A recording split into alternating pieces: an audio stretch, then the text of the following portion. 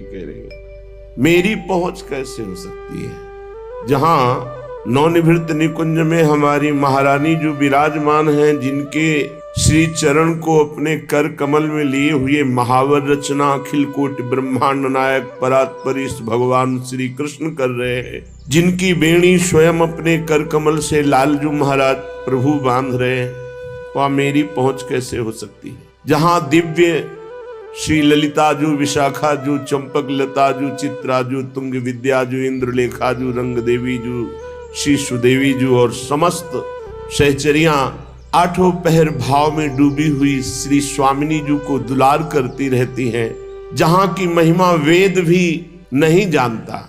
अलक्षम राधाख्यम निखिल निगमयी रप्यतितराम रसाम बोधे सारम किमपि सुकुमारम विजयते। वहां मुझ अधम की पहुंच कैसे हो सकती है। जिनके चरणों में महावर रचना स्वयं प्रभु करते हैं, जिनकी वेणी कर कमल से स्वयं प्रभु गूंथते हैं, अनंत महिमा युक्त समस्त सहचरियां आठों पहर जिन्हें दुलार करती रहती हैं, वेद भी जिनकी महिमा के रहस्य को नहीं जानता है, शिव शनकादि ब्रह्मादि विचार परायण रहते हैं स्वामिनी जी की महिमा में, जहां मन बुद्धि का प्रवेश ही नहीं है, ऐसे दुर्गम स्थान महारानी जी के श्री चरणों में हमारी कैसे रति हो, हमारी कैसे पहुंच हो।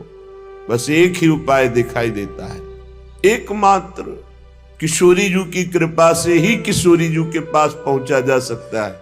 लाडली जी से मिलने वाले हृदय की स्थिति अन्यत्र कहीं कोई अन्य आश्रय, अन्य भाव, अन्य चिंतन, अन्य रस, परमार्थिक सुवाता नहीं है। स्वार्थिक विषय भोगों की तो बात जाने दो, अन्य परमार्थिक नहीं सुहाता है।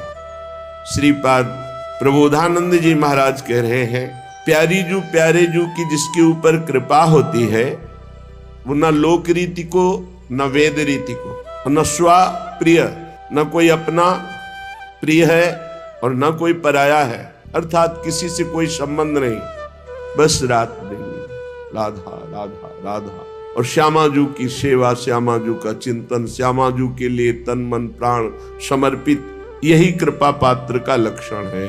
कृपा से ही ऐसा होता है, स्वयं कोई अहम से ऐसी साधना नहीं कर सकता। प्रिया प्रीतम के एकांतिक रस में प्रविष्ट होने के लिए जहां जहां हमारा राग है, वहां से मन हटाकर अनुराग रूप प्रियालाल के चरणों में समर्पित कर दिया। जिसने अपने मन को प्रियालाल की कृपा बल से, गुरुदेव की कृपा बल से समेट कर प्रियालाल में लगा दिया, तो धन्य धन्य धन्य, उसका भूत धन्य, उसका वर्तमान धन्य, उसका भविष्य धन्य। अब उसकी दशा बदल जाती है, जो सब जगह से मन हटाकर प्रियालाल के चरणों में अर्पित कर देता है।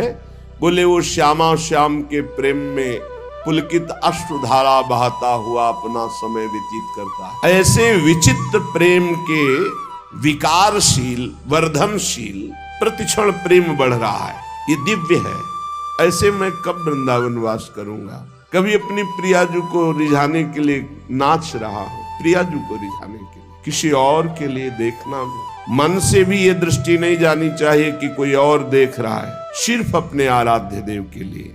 अपने प्यारी जू प्यारे जू की चेष्टाएं देखकर कभी कभी ऐसी हास परिहास रसिका हमारी स्वामिनी है कि उपासक उन्मत्त होकर खूब हंसता है। बहुत विनोद होता है प्रिया प्रीतम सहचरियों में, ये एकांतिक रस है। अचानक ध्यान बदल जाता है, अरे इतना समय हुआ अभी प्रियालाल मिले नहीं, चिल्ला चिल्ला कर रोने लगता है। एकदम भाव समाधि लगी, सामने प्रियालाल गाने लगता है, नाचने लगता है। ऐसी प्रेम दशा, पुलकित शरीर, नेत्रों में अश्रु, हृदय में महान भाव, अपने प्रीतम श्री राधा मधुपति अर्थात श्यामा श्याम का ध्यान करते हुए रसोन्मत्त होकर मैं कब अखंड वृंदावन वास करूंगा। ये भक्ति अगर इसको ज्ञान और वैराग्य का सपोर्ट न मिले तो प्रेम लक्षणा भक्ति तक नहीं पहुंच सकती, जो साधारण भक्ति है। इसे ज्ञान और वैराग्य की अत्यंत आवश्यकता है। महामहिम श्री कृष्ण द्वैपायन भगवान व्यासदेव जी द्वारा रचित श्रीमद् भागवत का जहां तक वो चाहे रसास्वादन किया जाए। सच्चित आनंद स्वरूप भगवान श्री कृष्ण को हम नमस्कार करते हैं। जो भगवान श्री कृष्ण जगत की उत्पत्ति, इसका पालन और इसका विनाश उनके एक संकल्प से होता है।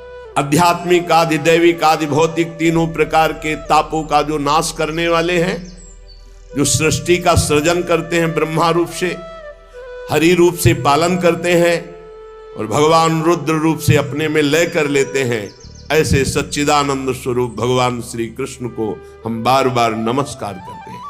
और महामहिम परमहंस शिरोमणि श्री सुखदेव जी को नमस्कार करते। एक बार नैमिषारण्य में, बड़ा पावन क्षेत्र है नैमिषारण्य, बड़े भजन के परमाणु हैं।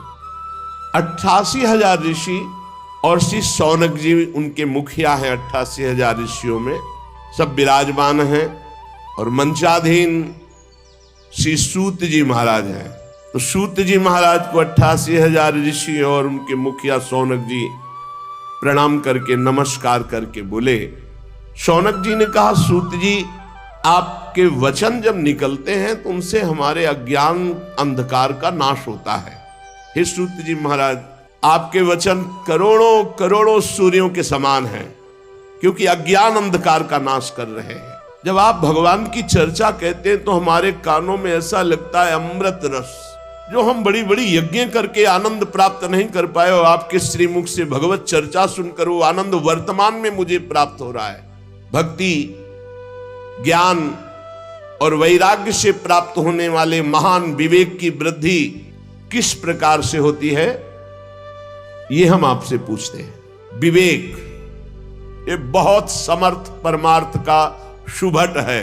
जिसके पास विवेक है वो माया को रौंद कर परास्त करके निश्चित परम पद को या ब्रह्मबोध तत्व ज्ञान जो चाहे वो प्राप्त करो। विवेक, ये वैष्णवजन भगवान की दुरंत माया मोह से अपना कैसे पीछा छुड़ाते हैं। ये घोर कलिकाल है, इसमें जीव की प्रायः स्वाभाविक आसुरी प्रवृत्ति होती, राक्षसी प्रवृत्ति।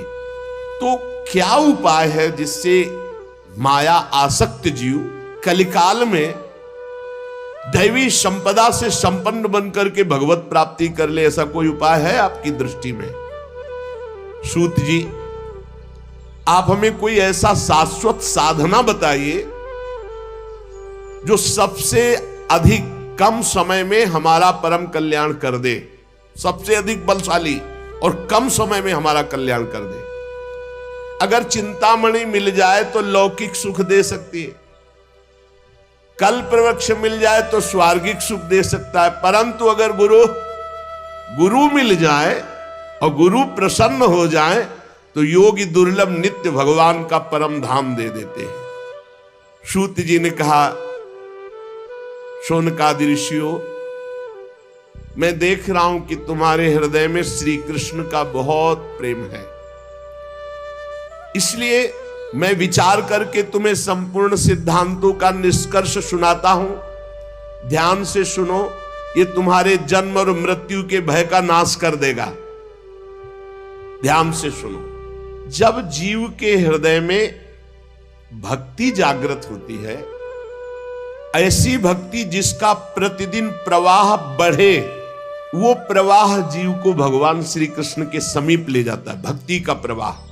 और उसके ऐसे आचरण बनने लगते हैं कि भगवान प्रसन्न हो जाते हैं। जहां भगवान प्रसन्न होते हैं, ये माया अपने आप हटने लगती है, फिर उसमें कोई बाधा नहीं पहुंचाती। मैं तुम्हें साधन बताता हूं भगवान श्री कृष्ण को प्रसन्न करने का। सावधान होकर सुनो। कलयुग में जीवों के काल रूपी सर्प के मुख का ग्रास होने के त्रास का आत्यंतिक नाश केवल भगवान की कथा से हो सकता है। अगर हमें नित्य सत्संग मिले, नित्य भगवत चर्चा मिले, तो हमारा भजन रोज बढ़ेगा, भजन में रुचि बढ़ेगी, हमारे असत आचरण छूटेंगे, हम निश्चित भगवत प्राप्त हो जाएंगे।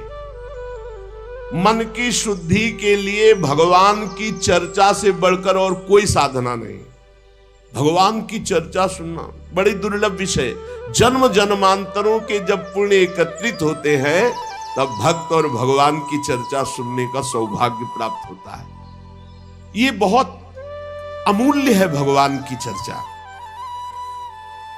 देखो, जब श्री सुखदेव जी महाराज राजा परीक्षित को कथा सुनाने के लिए उद्यत हुए तो देवता लोग अमृत का कलश लेकर के आए और कहा, महाराज, देवता अपना काम बनाने में बड़े कुशल होते हैं। नमस्कार किया और कहा, महाराज, ये अमृत कलश है, क्या करें? सुखदेव जी ने कहा, इसका क्या करें? नहीं, आप हमें कथा अमृत दे दीजिए और ये अमृत पिला दीजिए। परीक्षित को तक्षक सर्प काटेगा भी, तुम मरेंगे नहीं, क्योंकि अमृत का प्रभाव होता है, इसीलिए तो आप कथा सुना रहे हैं। उनको निर्भयता प्राप्त हो जाएगी अमृत से, और हमें सुना दीजिए कथा अमृत, जिससे हम मुक्त हो जाएंगे।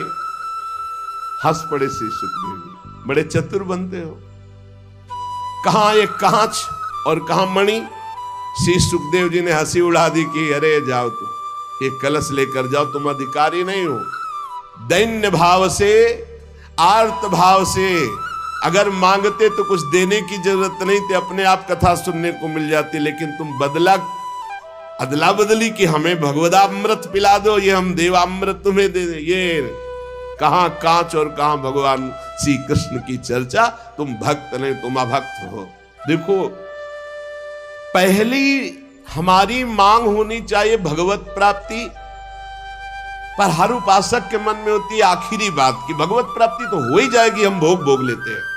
कभी नहीं होगी ऐसे उपासक को। जो भगवत प्राप्ति को टालता है और अन्य भोगों को प्राथमिकता देता है, उसके लिए भगवत प्राप्ति बहुत दुर्लभ है।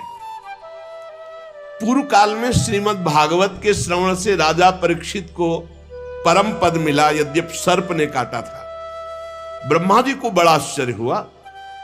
उन्होंने सत्यलोक में साधनों को तौला, एक तरफ सब साधन और एक तरफ भगवान की पावन लीला कथा। तो सब साधन हल्के पड़ गए और भगवान की चर्चा सबसे भारी रही। भगवत लीला कथा ये सीधे भगवत प्राप्ति कराती है। कलयुग में भगवान की लीला कथा सुनने से तत्काल माया मोह का नाश होकर के भगवत प्राप्ति होती है। और कहीं सप्ताह विधि से जो श्रवण करते हैं, कामना पूर्वक उनकी जो कामना होती है, या पाप प्रायश्चित, पापों का नाश, कामनाओं की पूर्ति, भगवत प्राप्ति, सब कुछ इसमें सुलभ है। शौनक जी ने पूछा, सांसारिक प्रपंच से मुक्त एवं विचरणशील देवर्षि नारद जी, सनकादि के साथ संयोग कहां हुआ? वो विधि विधान के श्रवण में उनकी प्रीति कैसे हुई? सूत जी ने कहा, मैं तुम्हें वो भक्ति पूर्वक कथा सुनाता हूं। श्री सुखदेव जी का मैं अनन्य शिष्य हूं। सूत जी कह रहे, एक दिन विशालापुरी में चारों निर्मल ऋषि सनक सनंदन सनातन सनत कुमार सत्संग के लिए आए हुए थे। वहां उन्होंने देखा देवर्षि नारद जी को। सनकादि ने देवर्षि नारद जी के दर्शन से ही प्रश्न उत्पन्न हो गया और कहा, भगवान के भक्त का मुख उदास नहीं होता। अनासक्त पुरुष की ऐसी स्थिति किसी विशेष समस्या से होती। वो क्या समस्या है? देवर्षि नारद जी से सनकादि ने पूछा। नारद जी ने कहा, महाराज, मैं सर्वोत्तम लोक पृथ्वी लोक को इसलिए मानता हूं कि यहां बड़े बड़े महाभागवत भगवान के भजन करने वाले हैं। तो मैं पृथ्वी लोक में आया, यहां पुष्कर, प्रयाग, काशी, गोदावरी अर्थात नासिक, हरिद्वार, कुरुक्षेत्र, श्रीरंग, सेतुबंद, कई तीर्थों में मैं विचरण करता रहा, लेकिन मुझे इन सब तीर्थों में जाने पर जो शांति चाहिए वो नहीं मिली। क्यों? क्योंकि इस समय अधर्म के सहायक कलयुग ने सारे तीर्थों में अपना प्रभाव फैला रखा है। मैंने तीर्थों में देखा, देवर्षि नारद जी कह रहे, सत्य नहीं रह गया। तपस्वी, शुद्ध तपस्या, जो बाहर भीतर की पवित्रता, दया, दूसरों के सुख के लिए दान, ये सब जा रहा है कलयुग का प्रभाव। बेचारे जीव केवल कैसे पेट पालन हो, सब असत्यभाषी हो रहे हैं। देवर्षि नारद जी कह रहे, कोई बिरला भगवान का आश्रित जो भगवत मार्ग में निरंतर चित्त को जोड़े हुए है, उसी के ऊपर कलयुग का प्रभाव नहीं। पैसा तय करके वेद का पाठ करना या शास्त्रों का श्रवण कराना, ऐसा निषेध ये कलयुग का प्रभाव है। देवर्षि नारद जी कह रहे हैं, शास्त्र तस्मात् शास्त्रम प्रमाणम, बोले चरित्र बेच करके उदर पोषण करने की वृत्ति, ऐसा दिमाग, नौकरी मिल जाए, रुपया मिल जाए, पद मिल जाए, चरित्र चला जाए, उसका कोई महत्व नहीं, ऐसा कलयुग बुद्धि को भ्रष्ट कर देता है। मैं ऐसे विचरण करते हुए भयानक कलयुग के दोषों को देखता हुआ परम पावन यमुना जी के पुलिन पर विराजमान जो श्री वृंदावन धाम है, जहां भगवान श्री कृष्ण की नित्य लीला हो चुकी है, हो रही है और होती रहेगी। मुनिवरों, मैंने एक बड़ा आश्चर्य देखा वृंदावन में। वहां एक बड़ी तेजोमयी दिव्य युवती खिन्न मन से बैठी है, उसके पास दो पुरुष वृद्धावस्था को प्राप्त अचेत पड़े हुए सांस ले रहे हैं। मैंने ये दूर से चरित्र देखा, कौतूहलवश पास गया। वो दिव्य तरुणी खड़ी हुई और प्रणाम करके व्याकुल होकर मुझसे कहने लगी, देवर्षि नारद जी, एक क्षण ठहर जाइए, मेरी चिंता को दूर कर दीजिए, क्योंकि आप जैसे संतों का दर्शन समस्त चिंता और पापों को नष्ट करने वाला होता है। नारद जी ने कहा कि देवी, तुम कौन हो? बहुत तेजस्वी हो, और ये दोनों वृद्ध पुरुष कौन है तुम्हारे, जो तुम इनकी सेवा कर रही हो? और बहुत सी कमल नयनी देवियां तुम्हें घेरे हुए हैं। तुम विस्तार से अपने दुख और अपना परिचय बताओ, दुख का कारण और परिचय। तो उस दिव्य युवती ने कहा, मेरा नाम भक्ति है, ये मेरे पुत्र हैं जो वृद्ध हो गए ज्ञान और वैराग्य। समय के प्रभाव से, कलयुग के प्रभाव से मेरे पुत्र वृद्ध हो गए ज्ञान और वैराग्य। ये जो मेरी सेवा में है, ये गंगादि दिव्य नदियां हैं। मैं समस्त देवियों से सेवित हूं, क्योंकि प्रेम लक्षणा भक्ति हूं। तपोधन, मैं अपनी कथा सुनाती हूं और सुनकर आप मुझे शांति प्रदान करें। मैं द्रविड़ देश में उत्पन्न हुई, कर्नाटक में बड़ी, कहीं कहीं महाराष्ट्र में सम्मानित हुई, गुजरात में मुझे थोड़ा बुढ़ापा जैसा लगा।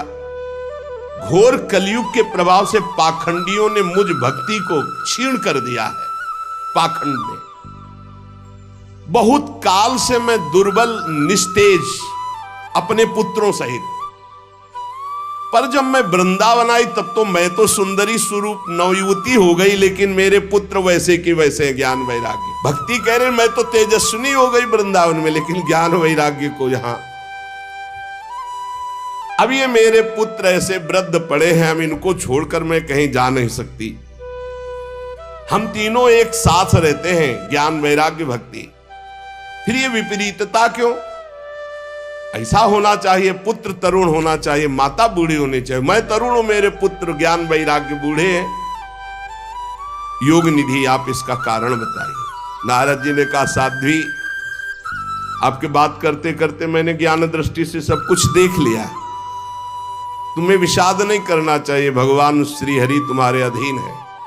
सूत जी कहते हैं, मुनिवर, नारद जी ने एक क्षण में ही सब कारण जान लिया। और नारद जी ने कहा, देवी सावधान होकर सुनो, ये दारुण कलयुग है।